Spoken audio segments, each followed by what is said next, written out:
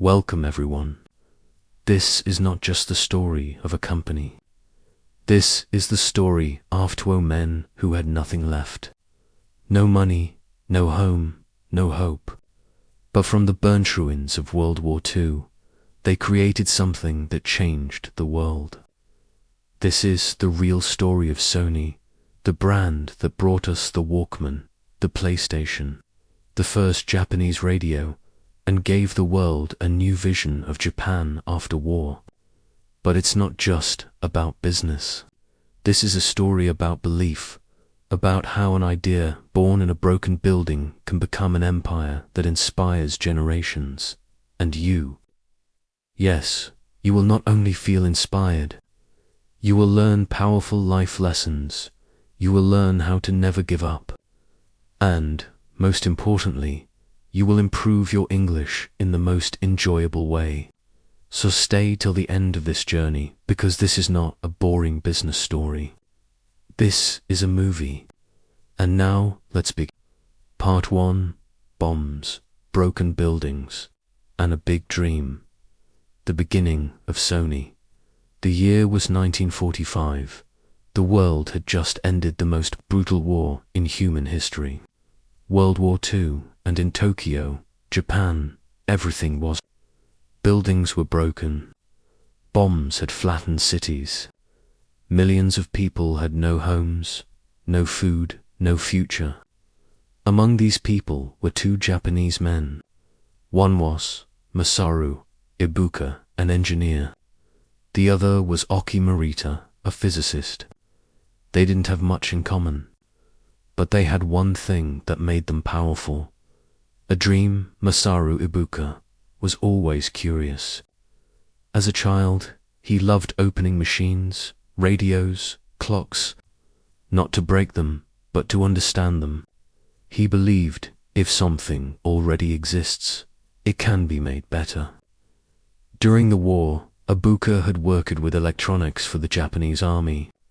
But after Japan lost the war, he lost everything. He had no job. His city was in ruins. His future unknown. But instead of crying, he picked up a few tools and started building something again. Inside a small room inside Adamage department store in Tokyo. That was the first spark of what would one day become Sony. That room was only 60 meters, like a small kitchen.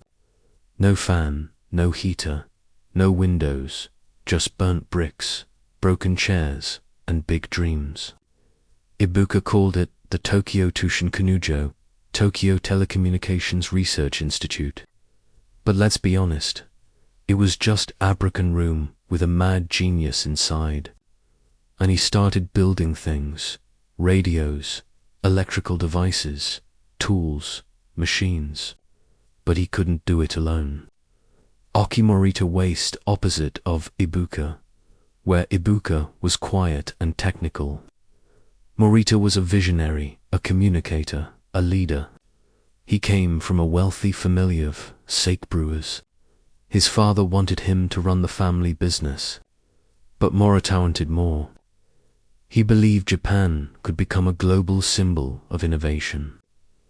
He had read about Ibuka's little lab in a newspaper article, and when they met, they both knew instantly. We may be different, but together we The war had just ended. Japan's economy was dead. People were hungry, homeless, hopeless. Nobody cared about. Nobody believed Japan could produce good technology. Not even Japanese people. But Ibuka and Morita believed something dangerous. We will not follow the world. We will lead it.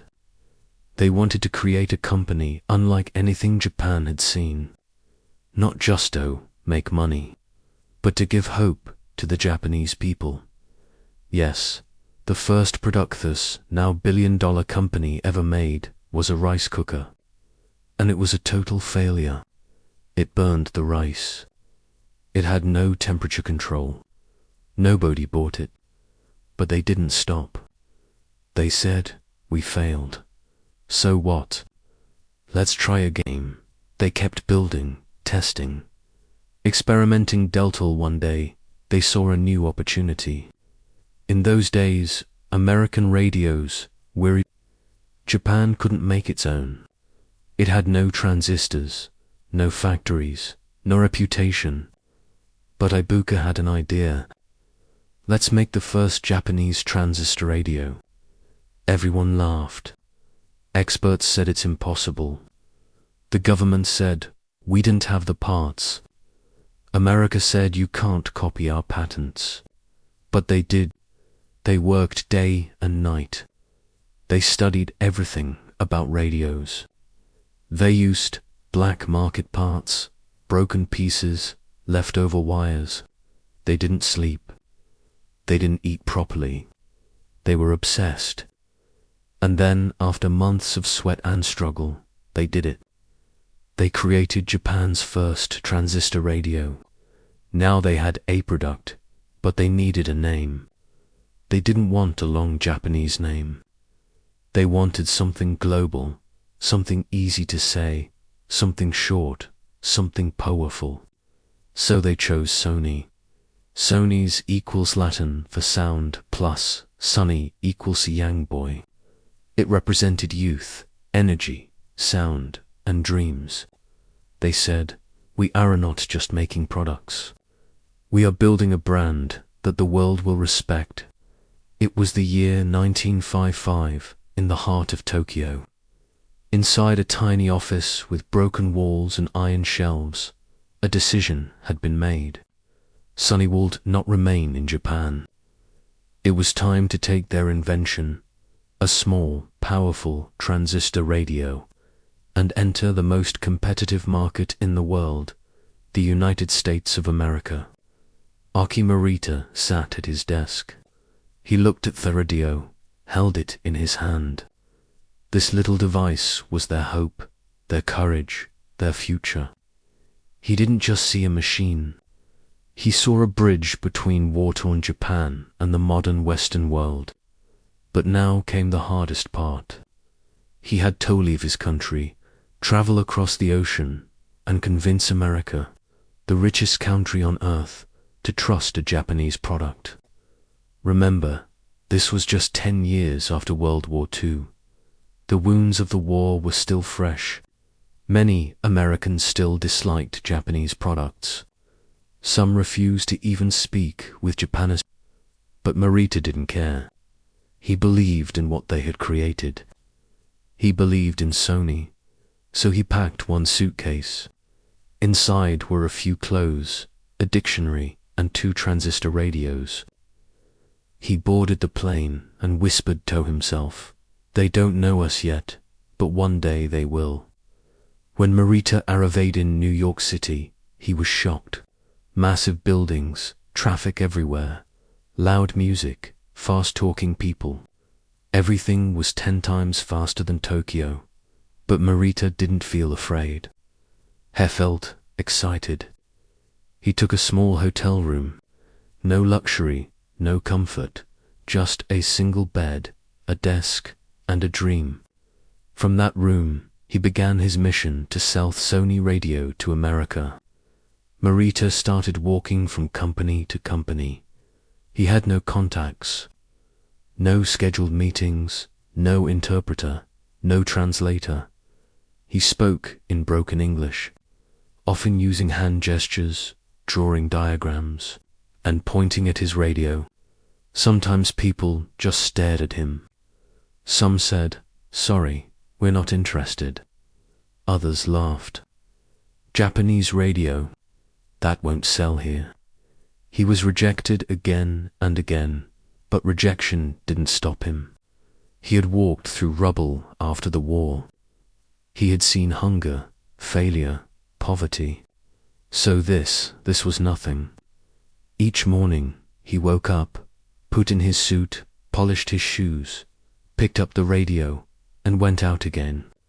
Morita noticed something. Many American radios were big, heavy, and expensive. Sony's radio was small, light, and portable. He changed his pitch. You can carry music in your pocket. Walk with it. Travel with it. It's for the young generation. That line caught attention, especially from teenagers and music lovers.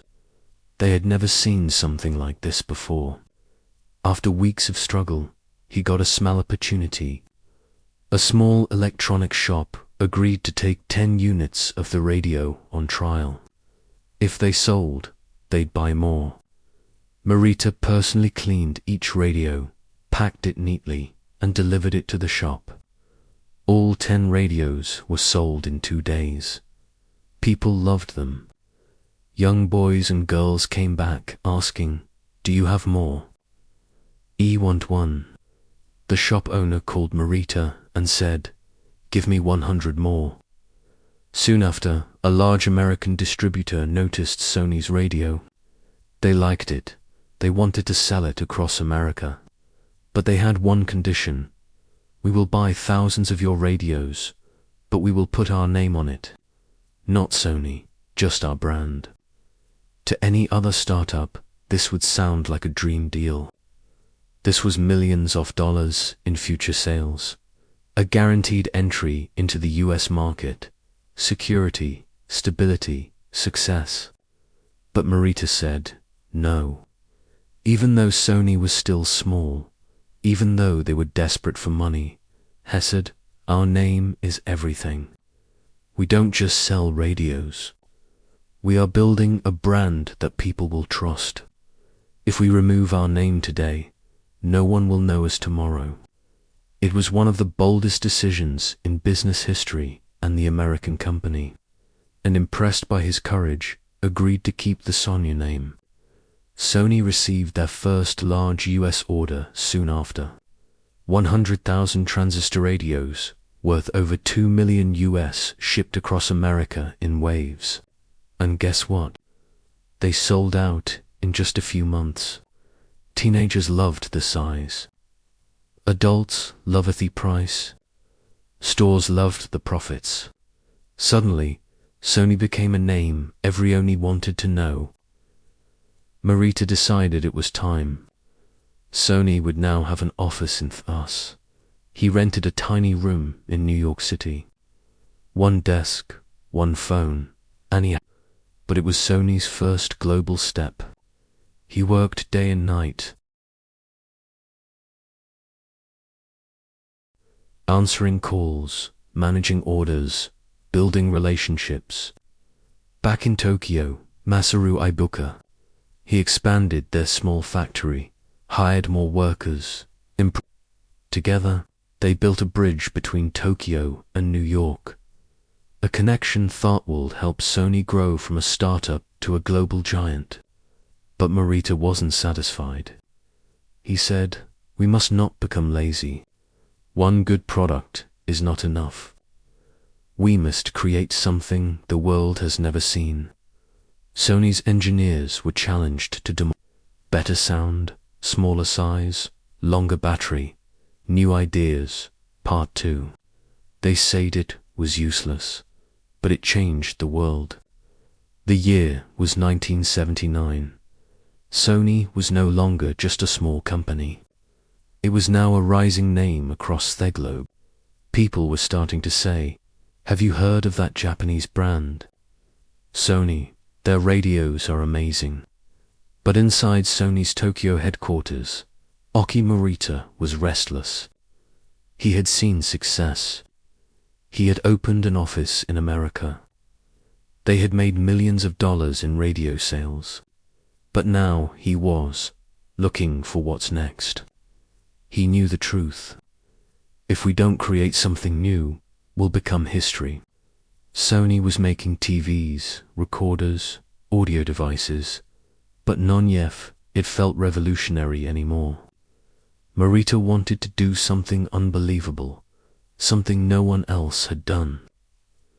One day, one of Sony's engineers, Norio Oga, came with a complaint. He loved listening to classical music, but he hated carrying big cassette players while traveling. He told Morita, "Why don't we build a small cassette player just for headphones? No speakers, no record button, just music, just listening. Morita paused. A cassette player with no speakers, no ability to record music. To many people, that sounded useless. Even inside Sony, many executives laughed. They said, why would anyone carry a device that can only play music and nothing else? And who wants to wear headphones while walking? People want big sound, not private sound. But Morita saw something different. He didn't just see a machine. He saw a new lifestyle. He imagined a young person walking through the city, music in their ears, lost in their own world. He imagined people listening privately on a train, in the park, in their rooms. This wasn't just about music. It was about freedom. So Morita said, let's do it. Sony's engineers got to work. They started with their existing cassette. They removed the recording system, the loudspeaker, the microphone, and replaced it with a stereo amplifier, a headphone jack. Lightweight materials. They tested dozens of sizes, shapes, buttons. The challenge was it must be small enough to fit in your hand, light enough to carry anywhere, and strong enough to survive daily use. After months of trials, they created the first prototype. It was small, battery-powered, crystal clear in sound, fit perfectly in a pocket or bag. Morita wanted a name that felt fun, light, and modern. They considered sound about ethos, stowaway in the UK, freestyle in other countries. But finally, they went back to something simpler. Walkman. It wasn't perfect English, but it sounded cool. It combined walk, movement, portability, man, person, individual user. And Morita believed the name would grow with the product. They printed the first batch. 30,000 Walkman units packaged neatly, sold for around $150 at launch. They sent them to music stores in Japan and waited. At first, no one bought them. People walked past the product. Even journalists mocked it. One paper headline said, Sony's Walkman, a step backwards in music. Sony executives panicked. They had invested millions of dollars into the idea, wasted a mistake. Morita didn't panic.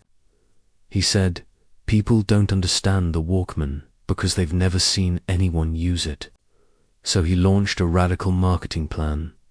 Sony hired young models and actors, gave them free Walkman players, and sent them to parks, subways, beaches, college campuses.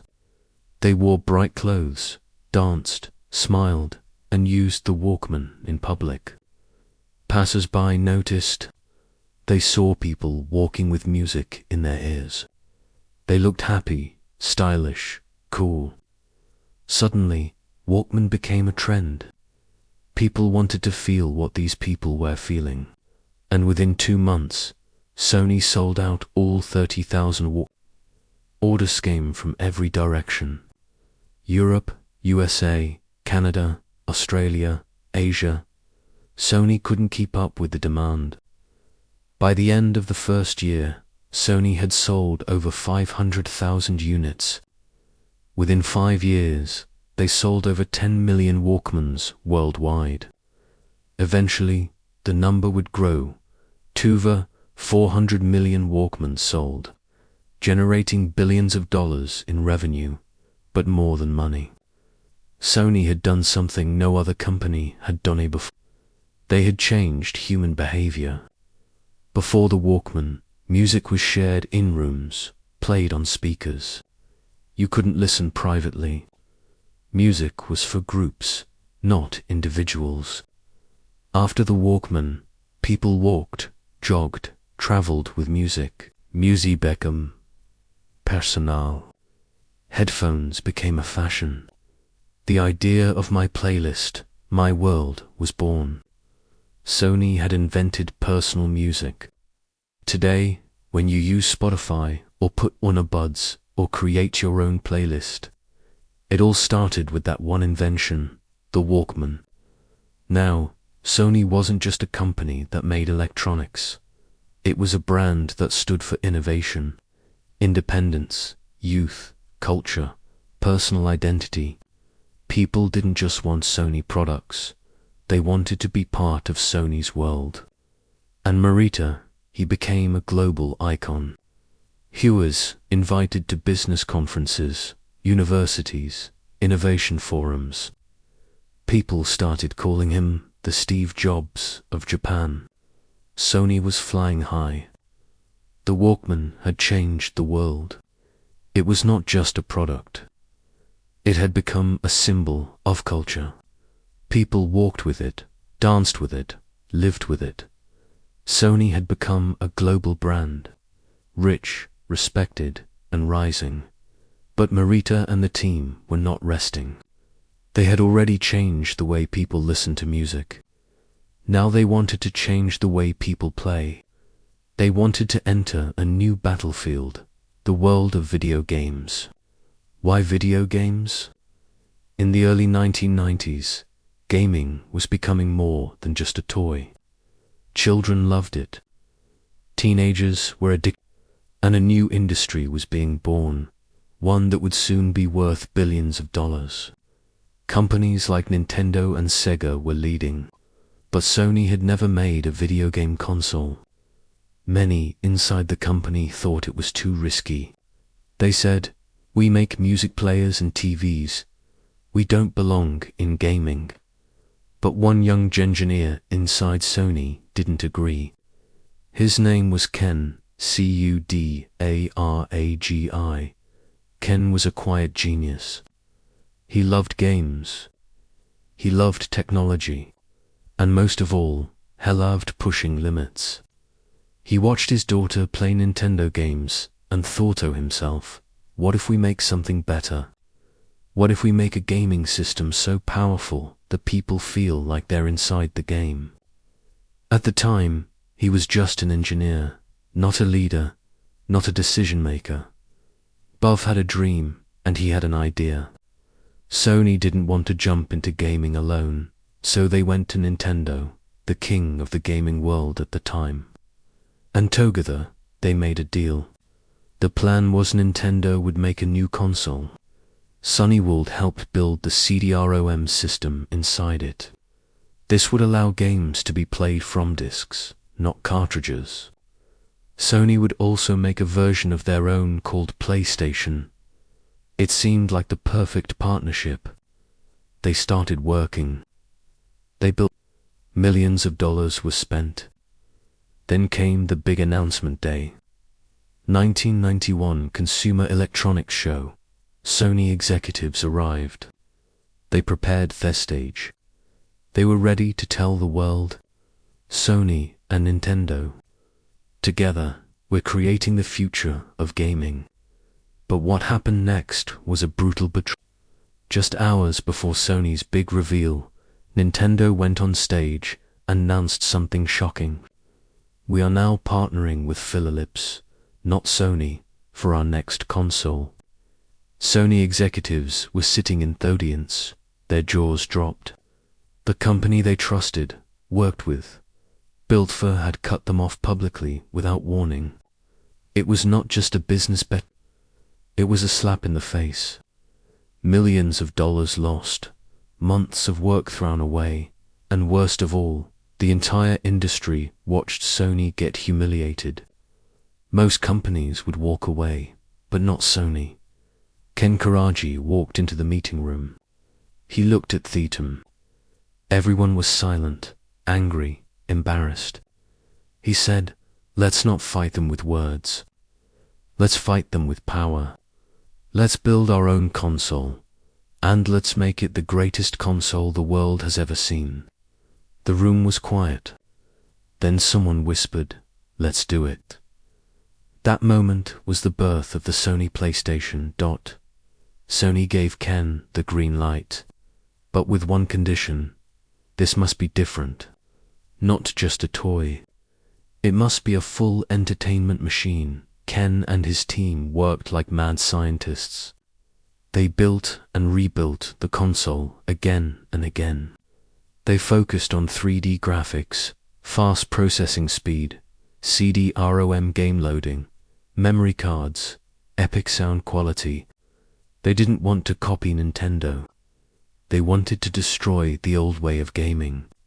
Finally, in December 1994, Sony launched the first PlayStation in Japan. Price, $299. Design, sleek, gray, simple. Controller, comfortable, easy to use. Graphics revolutionary. And the result, it sold out in hours. People lined up in the snow, in the rain to get one. Stories couldn't keep up with the demand. And then Sony took it global. In 1995, PlayStation launched in North America, Europe, Australia. Sony didn't just sell a console. They sold a new experience. The ad said, "Live in your world. Play in hours." The PlayStation allowed gamers to play longer games, watch real cutscenes, save progress, feel like they were part of a movie. It was fun, serious, and addictive. Kids loved it. Teenagers loved it. Even adults got hooked. Over 100 million units of the original PlayStation sold worldwide. Games like Tekken, Final Fantasy VII, and Metal Gear Solid became global hits. Sony made over $60 billion US in PlayStation-related revenue over the years. By 2000, Sony had officially defeated Nintendo in global console sales. What started as a betrayal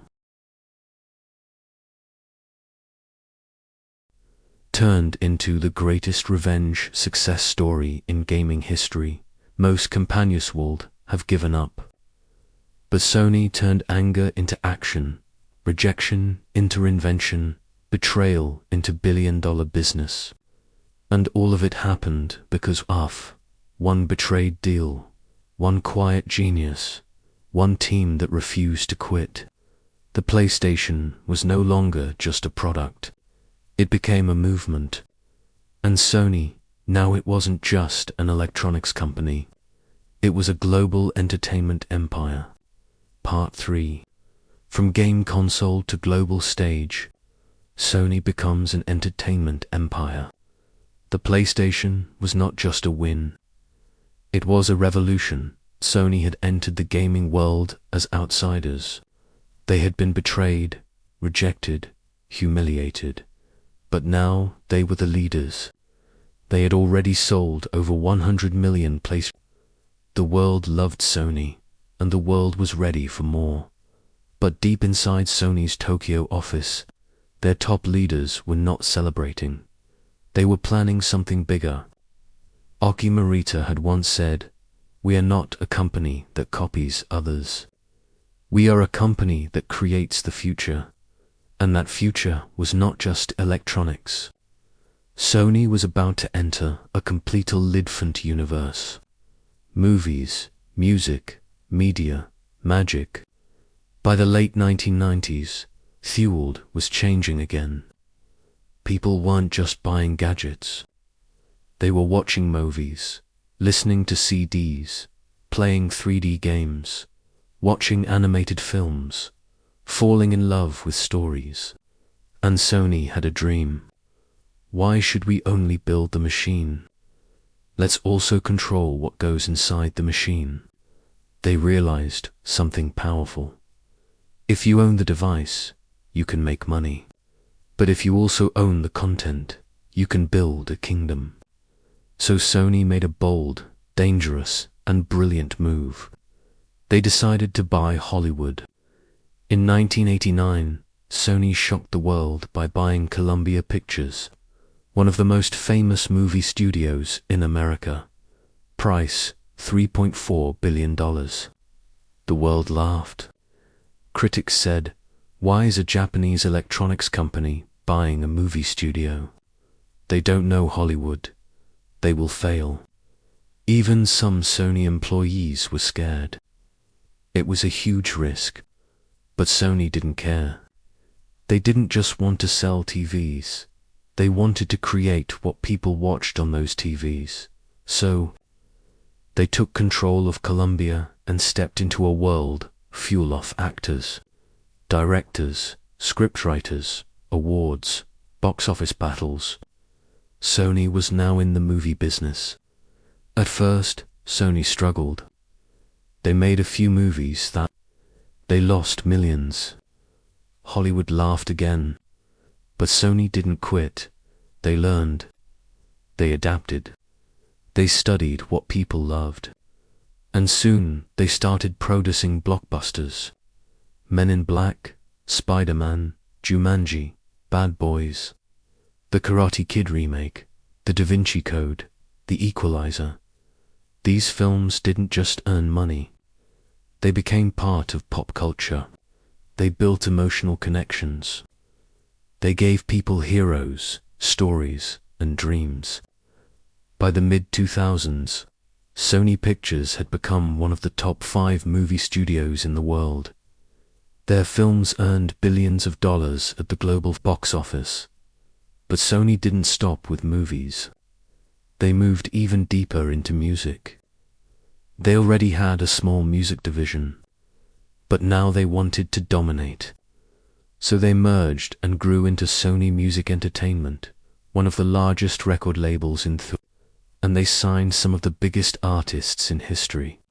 Michael Jackson, Beyonce, Adele, Shakira, Justin Timberlake, Harry Styles, Miley Cyrus, Travis Scott, and many more. Sony was no longer just an electronics brand. They were now shaping the music people loved, the movies people watched, the games people played.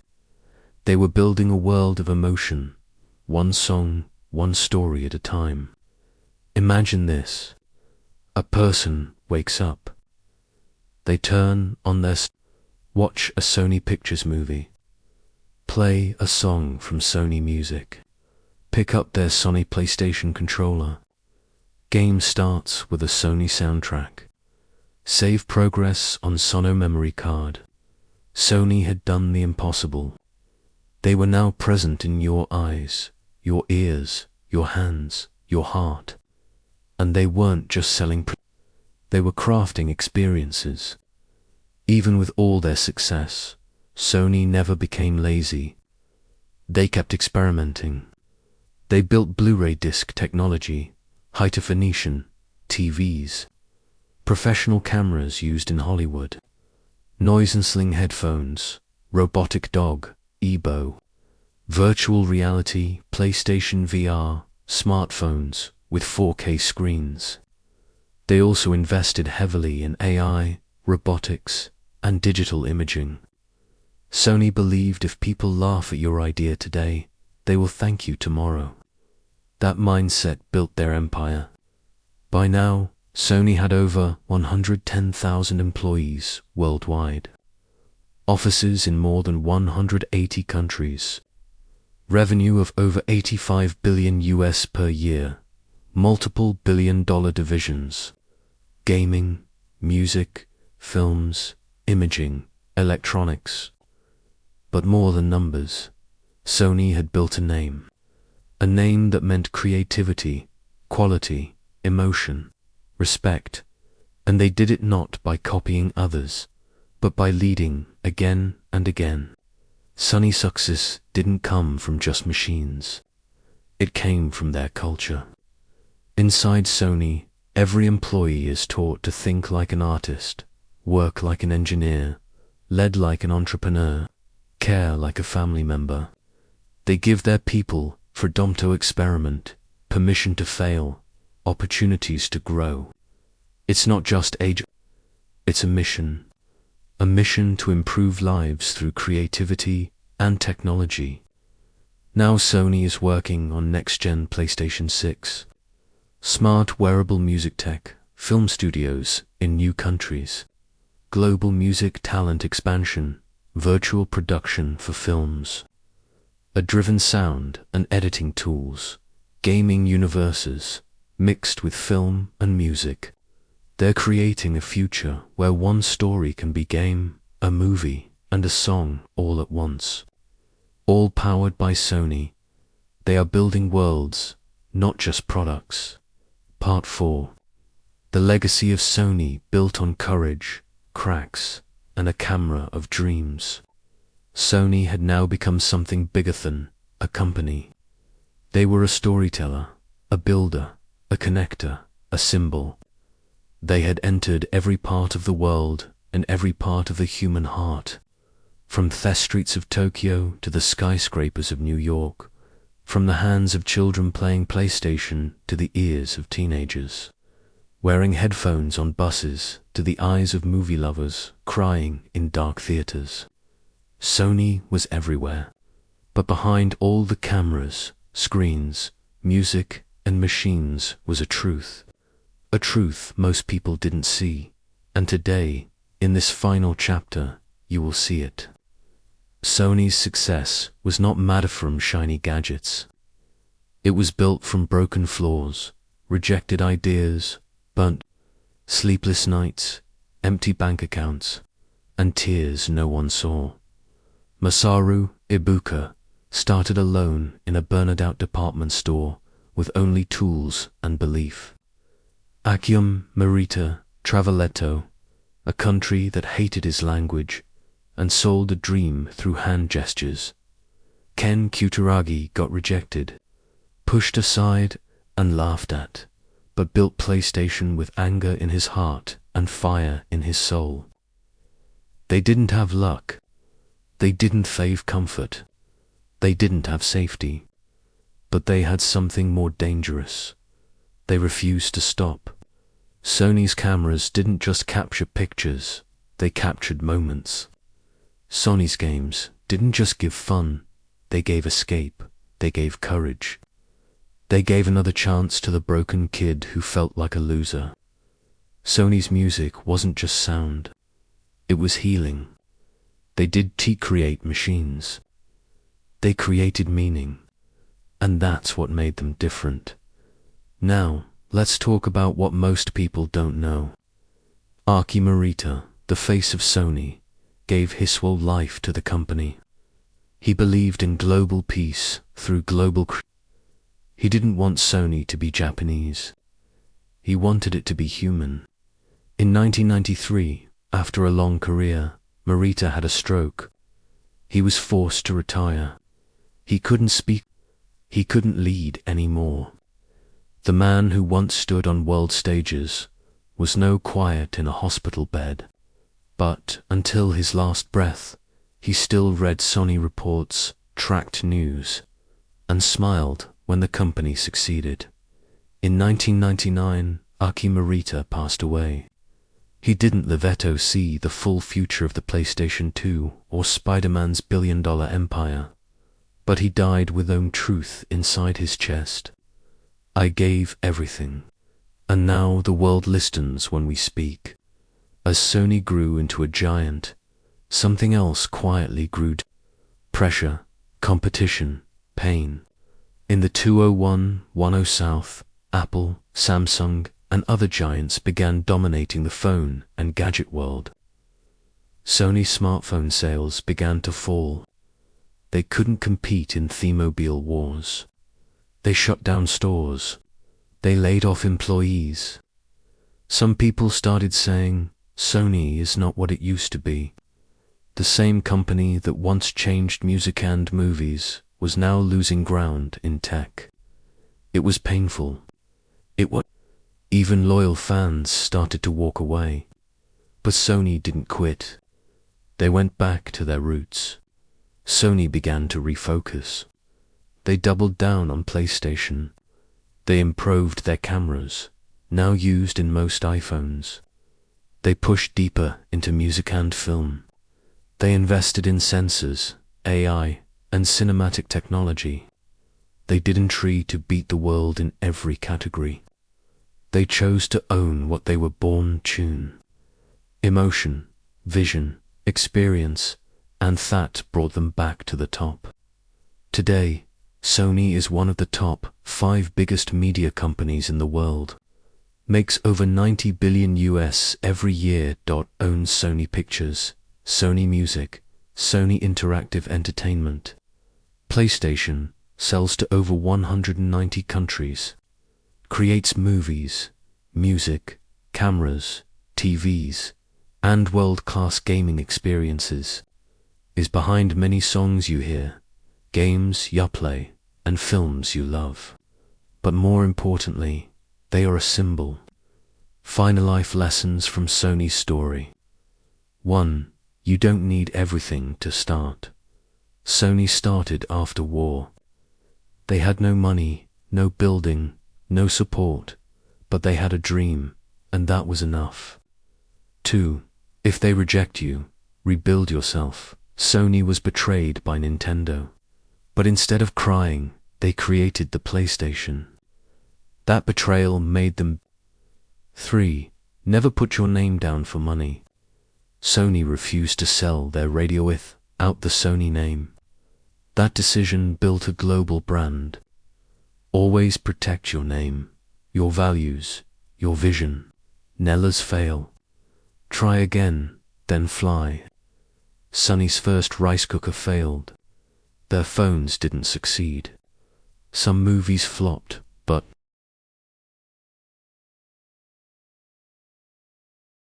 they always came back stronger. Failure is part of every success story. 5. Lead with emotion, not just machines. Sony didn't just build technology. They built experiences, music, games, and moments that made people feel alive. That's what made them different. 6. Protect your originality. Sony didn't copy. They created the first Japanese radio, the Walkman, the PlayStation. They made what never existed before. Do the same in your life. Annual revenue over 90 billion US. Market value over 110 billion US. PlayStation alone worth 45 plus billion US. Sony Music Plus. Sony Pictures combined worth 25 plus billion US. Total employees more than 110,000 worldwide. From one burnt room to a company. Richer than 90% of the countries on Earth. Sony is not just a success story. It's a miracle made by belief. If Sony taught us one thing, it's that your start does not decide your finish. You can start in pain. You can start in silence. You can start with empty hands. But if your dream is strong, you can still reach the stars. So please, never give up. Protect your name. Do what others think is impossible, and build something that makes people feel something just like Sony did. If this story touched your heart, if it inspired your soul, if it improved your English, then please subscribe to this channel, because more powerful stories are coming. And I want you to grow with every one of them. Comment below your favorite part of the Sony story. Share this video with someone who needs to believe in their dream again. And remember, you don't need permission to become great. If Sony can do it, so can you.